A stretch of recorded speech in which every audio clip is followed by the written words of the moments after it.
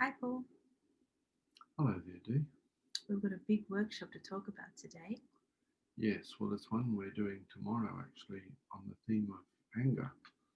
And I think this is the first time we've done a workshop on this theme. Is that right, Dee? Yes, a very volatile feeling, anger, and it is one that I think is quite confronting, but is part of our lives.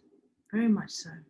Yes, well, let's just ask ourselves how anger comes about. It can be brought about certainly by fear, something that we feel we just need to get something out. There's something really frustrating us.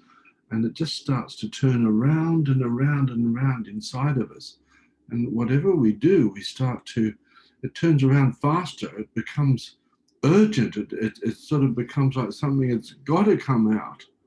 And it's something which is quite difficult for us because we cannot control it.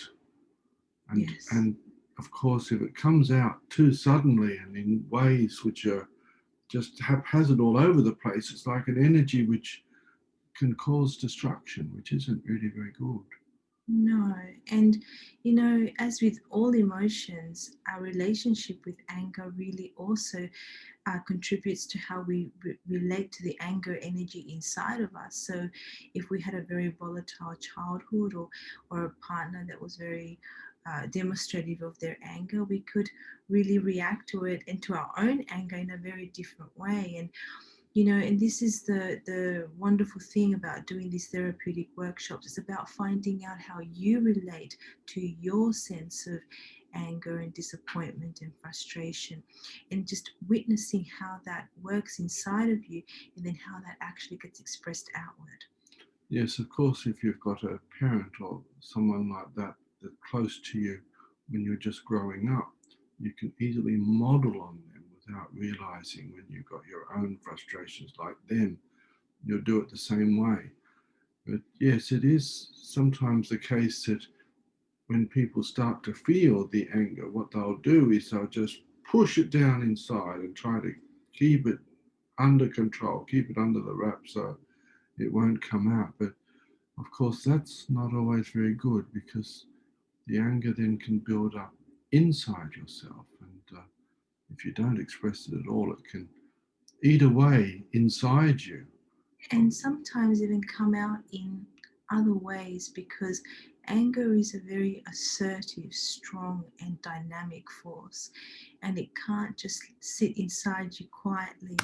It will come out in other ways, and so that's why repression of anger is something we'll be talking about in our workshop, won't we, Paul?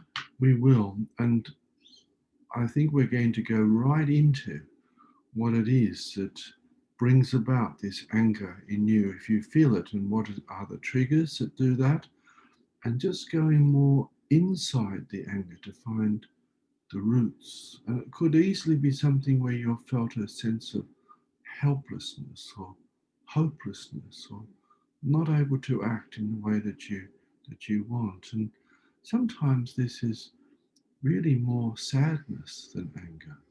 The anger is actually on top of a sadness and feeling of despair, which of course, Disempowerment. yes, we don't want to feel those things. So Mm. if we can go inside the roots of some of the key catalysts for you to feel anger, we might be able to help you find peace through just being able to release what it is from deep inside of you that you truly need and didn't feel you were able to get. This amazing and hopefully transformative workshop for you will be online on Zoom. Remind me again, Paul, when that is? Thursday. Thursday at 7 p.m. Australian Eastern Time and 8 a.m. for our friends in the UK. All right.